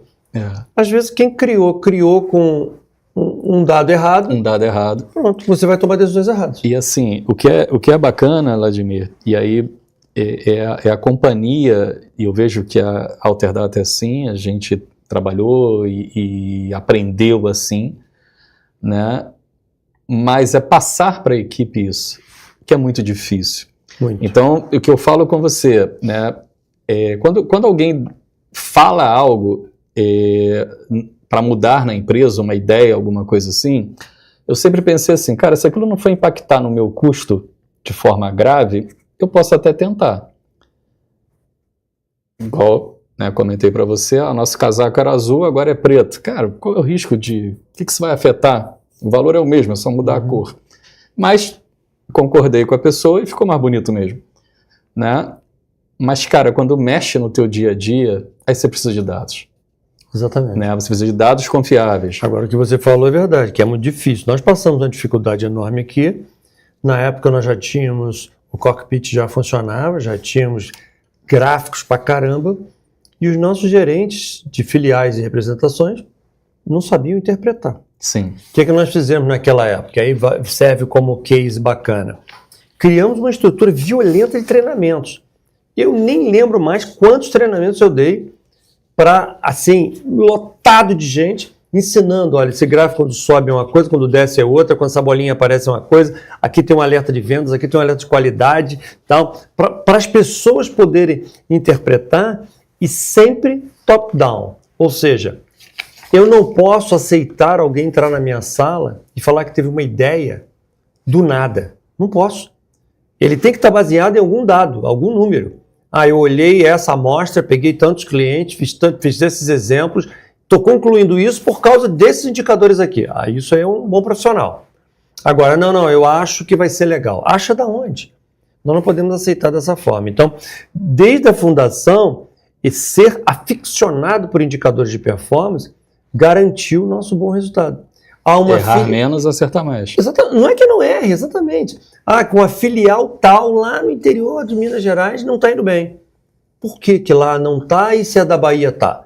Por que a do Sul não sei o quê, a do Norte não sei o quê? Isso tudo é possível só olhando dados. E não foi fácil educar a todos. Sim. Hoje a cultura está sedimentada, mas quantos treinamentos nós temos em canais, cara? Siga, treinamentos. Eu me lembro, Sandra, à época, no Siga, você vai lembrar bem disso, que a gente colocava na mesa um planilhão gigante em papel. E o pessoal tinha que dar uma a solução daquele problema. Não da base dele, de uma base que ele desconhecia. Nós pegávamos, colocávamos tudo daquela base, quantos funcionários, quantos clientes, não sei o quê. Que era outra filial, outra representação, e eles tinham que olhando dados, eles tinham que interpretar os problemas e dar a solução. Isso é treinamento. Então, eu acho que se você acredita, mas você não passa para o teu time, a magia não acontece. Exatamente. E assim, você está preparado para ensinar as pessoas a importância do indicador, né? Eu tenho um case real dessa semana, semana passada, né? Semana começou hoje, sobre indicador de resultado de propaganda em rede social. Né? Eu não sei se você tem esse caso aqui, não sei a equipe do teu marketing. Existe o que a Meta entrega. A Meta, o Google entrega, né? Que eu particularmente não confio muito. Mas é uma questão minha pessoal. E o que é de verdade para a empresa? Então, às vezes você tem lá, né? E eu sempre debato com a equipe de marketing isso e vi que os indicadores estavam errados. Olha, esse anúncio está dando muito resultado. Mas por quê? Porque a Meta falou que tem muito clique. Mas... E o resultado de verdade no caixa? O resultado de verdade, entrou cliente? Não entrou. Né? Eu tive um caso, tivemos 21 cliques nesse anúncio nessa semana, nesse dia, no Google. Eu falei, mas eu entrei no meu CRM e não tem nenhum contato. Entendeu? Então, essa questão de você entender que o indicador é importante para o time de marketing, sempre falei isso para isso aqui, é importante para vocês, mas para a gente o que importa é o real, né? O que aconteceu real. Mas é através disso que a gente vai entendendo e ligando os pontos, né? Quando você tem uma equipe que enxerga 360 graus e não pontual determinado elemento, você às vezes pega coisa no faro, né? Sim. Peraí, cara, por que está dando tanto contato ali se não tem venda aqui? Por que os indicadores subiram? Aqui na Alterdata aconteceu um negócio há pouco tempo. O comercial veio festejar, as metas de venda batendo, e olhando, e eu comecei a olhar o caixa. Eu falei, gente, por que vocês estão festejando isso e o caixa não está mexendo? Não mexeu o ponteiro do caixa. Eu não estou vendo o dinheiro entrar. Como é que vocês estão festejando isso aqui? Não, porque teve a venda, e começa a procurar um monte de problemas. Descobrimos que a gente estava dando prazo demais. O comercial estava dando prazo muito longo. E aí ele festejava que vendeu, mas o dinheiro não entrava. Ainda iria acontecer. Né? Exatamente. Então, se eu conto aquele resultado de vendas, eu correria o risco de fazer investimento errado.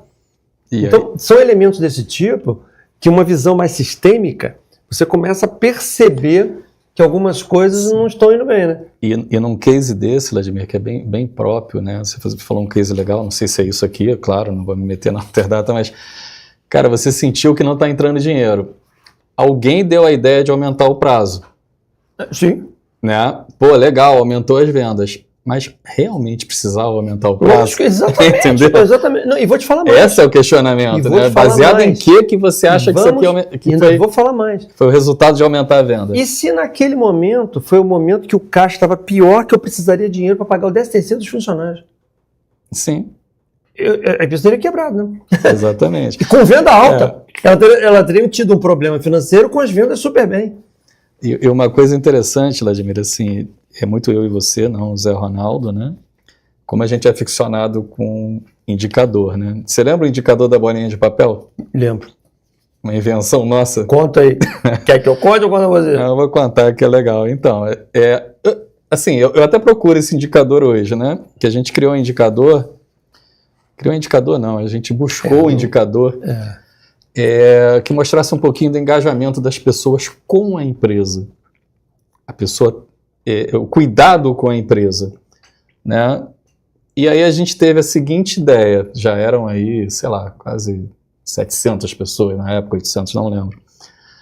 A gente chegava para a recepção e falava assim, ó, você vai pegar uma bolinha de papel. Eram uns 400. 400? Porque a gente estava no outro prédio. Isso, estava no prédio onde hoje é a UCA.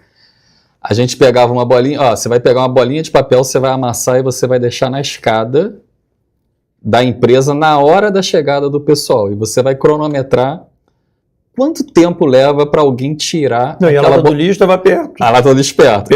Alguém tirar aquela bolinha e de jogar papel, no lixo, né? E diga quem foi que tirou, né? Ou seja, qual foi o colaborador que tirou. E a gente concluía, né, que tinha semanas que aumentavam, tinha semanas que diminuía. E fazia festa, comemorando com quem pegou a bolinha. Sem as pessoas saberem. Só entre a gente, senão todo mundo iria pegar a bolinha. Então, esse case é legal entender o seguinte. O que muda? A empresa vai falir ou não vai falir porque não pegou uma bolinha no chão? Não, não é isso. Na verdade, nós estávamos num processo de aculturamento.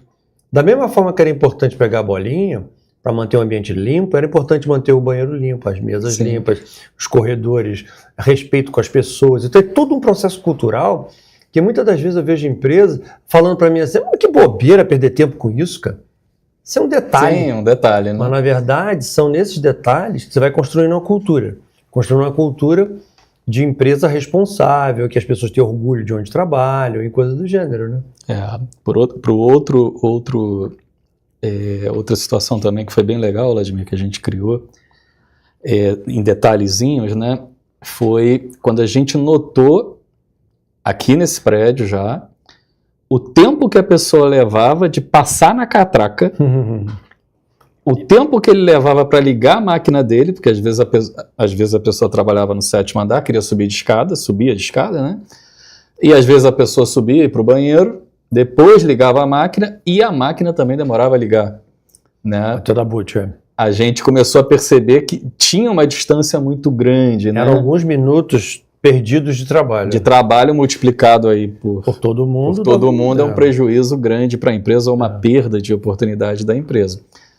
E aí a gente criou um processo, né, em cima desse indicador que nem sei se existe até hoje. Não, hoje não, as máquinas são muito rápidas. Onde a pessoa passava na catraca, ela identificava quem era e já ligava a máquina dele. Para quando ele chegar na mesa, a máquina tinha dado boot já estava pronta. Já estava ligada, né? E criamos outra hoje, que nesse sentido também, no mesmo sentido, que era saber se a pessoa estava na empresa. Sim. A gente perdia muito tempo, né? Pô, o celular não era tão comum. Às vezes eu falava, Vladimir já chegou, não chegou? Alguém viu o Vladimir? Preciso falar com ele. E aí a gente criou um software que, passando na catraca, você dizia o nome da pessoa que você queria procurar. Já entrou na empresa. Já entrou na empresa e ele te alertava, né? Quero falar com fulano de tal, gerente tal. Né? Esses são exemplos, assim, simples, mas que tem muito significado. Sim. Porque mostra essa cultura de eficiência e produtividade. O último case que eu tenho anotado para eu falar, Sandra, é da análise preditiva. Porque esse aqui foi muito complexo. Esse não foi simples. Porque esse aqui, em 2016, já tem 10 anos, cara. Em 2016 havia uma crise internacional financeira. O Brasil estava em crise, o mundo estava em crise, as empresas estavam quebrando, estavam falindo, a gente estava perdendo cliente. O cliente estava mais intolerante. E eu chamei um grupo de programadores na minha sala e falei, gente, olha só, eu preciso identificar os clientes que estão com a probabilidade matemática de ficar infelizes. Eles riram, né? Você fala assim, você tá doido, né? Isso é muito subjetivo, pô. Contrata uma empresa de pesquisa e pergunta para os clientes. Eu falei, não quero perguntar. Não quero perguntar, porque na minha cabeça, um cliente que cancelou hoje, ele deu algum sinal que nós não vimos. Algum movimento ele fez que nós não vimos, que nós poderíamos ter ajudado esse cliente. Bom, 2 meses depois eles não conseguiram fazer. Eu destaquei o Ronaldinho. Ronaldinho. Um Ronaldinho. dos sêniors aqui da empresa, um dos programadores sêniors. Falei, Ronaldo, você vai trabalhar comigo nesse projeto. E eu em casa no Excel, porque apesar de eu ser um programador, eu não sei programar mais nas linguagens novas. E eu no Excel fazia uma fórmula, passava para ele no dia seguinte, falei, dá uma query no banco de dados, me diz o retorno que deu. E começamos a pesquisar, o cliente faz isso, faz aquilo, o cliente que reclama, o que demora, o que achou bug no sistema. Começamos a identificar características. Depois de 3 meses de trabalho, a análise preditiva nasceu e hoje ela detecta com 94% de precisão os clientes que estão com probabilidade matemática de estarem felizes. Quando nós implantamos isso, 35% a menos de cancelamento de cliente. E muitas pessoas falam, pô, tá uma crise danada, o atentado está crescendo, vocês estão dando sorte, né? Dando sorte? Não. A gente está se precavendo e tentando enxergar riscos, tentando se antecipar riscos. Esse case ficou tão famoso aqui para os nossos ouvintes que ele está no livro internacional do Philip Kotler, que é considerado o papa do marketing moderno, um livro escrito em inglês que está sendo vendido no mundo inteiro. Ele está dentro do livro por causa da determinação da companhia de criar modelos matemáticos, de indicadores, para conseguir ter previsibilidade e gerar ações. Porque não adianta você ter um monte de indicadores e não gera uma ação compatível. O que é ação? Às vezes é cancelar um projeto, às vezes é intensificar a venda, às vezes é se antecipar a uma insatisfação de cliente, é você fazer alguma coisa baseada naqueles dados, né? Então isso foi muito legal, cara. Sim. Eu acho que... Foi um pouco antes de eu sair daqui que você estava trabalhando nela, se não me engano. Foi. Um pouco antes. Você chegou a ver o começo. Cheguei a ver o início dela, o início dela eu cheguei a ver. Então, eu acho que o conceito indicador, cara, eu acho que é um dos elementos mais importantes de DNA, sabe, aqui da companhia. Sim, sim. Porque ter indicadores fortes. O indicador ele fala, né, Vladimir? Eu gosto de analisar, eu fico olhando números assim, igual ouvindo música, não pode ninguém estar atrapalhando, porque você olha aquele número, olha de novo, e, cara, deixa eu ver se isso aqui conecta com isso aqui. É isso aí. Né? Aí você começa a ver uma história sendo contada ali e te dá decisões, né? Eu tenho, por exemplo, um indicador que eu tenho na SS Paris, que serve para você, serve para qualquer um que esteja ouvindo aqui, ele existe, mas eu não sei o que fazer. Igual o raio-x, né? O raio-x, ele, né, tem esse nome porque ninguém sabia para que servia, né? Eu tenho um indicador que ele mede o horário que o cliente dá aceite nas propostas. Né? E eu vejo que ele tem uma tendência para um horário. Ele é importante? Eu não tenho dúvida que é. Mas o que eu vou fazer, cara? Entendeu? Mas ele está lá guardado. O que eu vou fazer com ele? Está guardado. Vai chegar uma hora que vai ter uma ideia, cara. Sim, sim, exatamente. Vai chegar um momento que você vai descobrir uma tendência e vai gerar alguma ação. Exatamente. Eu acho que esse bate-papo nosso aqui, que a gente está encerrando, eu acho que deixa muito claro assim, algumas coisas que a gente fez que deram certo. Eu acho que a gente acertou mais do que errou. Tivemos alguns erros, muitos erros no meio do caminho aí, muitos erros também. Mas a quantidade de acertos foi mais alta. Eu acho que isso foi muito importante para fazer a companhia ser uma empresa de alta performance, porque nós vamos completar 37 anos, a gente nunca deixou de crescer. Todos os anos o faturamento foi superior ao ano de trás, todos, inclusive na pandemia. E graças a esse tipo de visão que a gente está falando aqui. Sim. Respeito às pessoas, ter método nos processos, ter indicadores de performance fortes, os radares ligados, vendo as oportunidades que acontecem todos os dias. O que eu vejo, Vladimir, que é um DNA que eu acho que a gente aprendeu junto, eu e você e o Zé Ronaldo. O primeiro é entender que nunca tá bom. Né? Tá bom, mas pode ser melhor. Isso é o que move muito a gente. O segundo é muita humildade. Exatamente. Né? Humildade, respeito, né? Mas no momento que tem que ser firme, no momento que você tem que ensinar, você tem que ensinar. Mas, e assim, é uma coisa que as pessoas estão assistindo, são duas empresas, né? do mesmo segmento, que tem um sucesso, mas assim, eu sei que se você passar um mês na SS Paris, você me dá um dossiê de problemas, né? E acho que o contrário é verdadeiro. Total. Né? Então a gente tem essa noção que é uma coisa diária que você tem que fazer, é uma coisa que você tem que buscar, e é buscar algo que nunca vai acontecer, que é a perfeição. Você nunca vai ser perfeito, mas você tem que buscar, né? E isso acho que move muito o nosso DNA, que Sandro, trouxe a Alterdata até aqui, né? Não tenho eu- dúvida, e que está nos levando também para cima. eu sempre estou buscando as minhas ignorâncias, cara. Cara, eu leio 3 livros por mês, cara. Eu estou sempre me instruindo de alguma coisa que eu não sei. E quando eu converso com alguém que você fala um negócio que eu não domino, cara, pode contar que eu vou ficar igual um louco para aprender aquele troço, vou virar a noite pesquisando, porque eu acho que a essência de você querer melhorar é o que faz uma companhia estar crescendo sempre, né? Sim. Às vezes as pessoas perguntam para mim, falam, Admir, pô, você chega cedo na empresa? Eu falei, chego, cara. Mas por que você chega cedo na empresa até hoje? Eu chego porque é o que eu sei fazer. O que eu sei fazer... Eu lembro, você morava no Rio, né? No Rio, na Lagoa, né? Morava na Lagoa, que é ruim pra caramba pra vir, né? Pra Teresópolis. Trânsito, é. E você chegava 8 horas da manhã, né?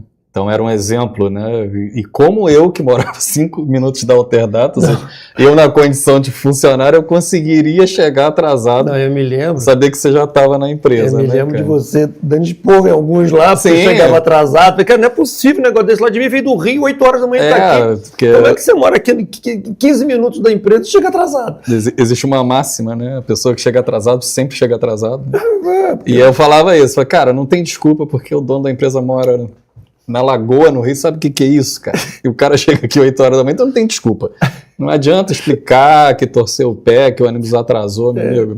Tá aqui, ó. É isso. É assim que eu falo. Eu acho que... Isso é um exemplo, né? Eu acho que esses exemplos vão fazendo a companhia dar certo. Sim. Então, cara, eu acho que cumprimos aqui, eu estou dando missão cumprida. Missão cumprida. Eu espero que esse tipo de conteúdo tenha ajudado a todos os nossos ouvintes a entender um pouquinho do DNA. A gente procurou fazer um bate-papo bem aberto, bem Bem sincero, descontraído, né? bem descontraído e transparente. Porque isso aqui tem assunto aqui para 2 dias aqui a gente falando, de tantas 10 histórias. dias por semana. Mas a gente procurou fazer uma seleção em 4 blocos, porque é o que a gente acredita que são os blocos mais importantes que fazem a grande diferença nos negócios. Muito bom. Obrigado pela tua presença. A gente sempre... Obrigado a você. Estamos juntos sempre. Sempre bom. Nas Muito ideias. tempo que a gente não trabalha junto. Isso aí. Voltamos a um projeto novo, né? Maravilha. Sucesso. Até a próxima, pessoal. Um abraço. Obrigado, pessoal.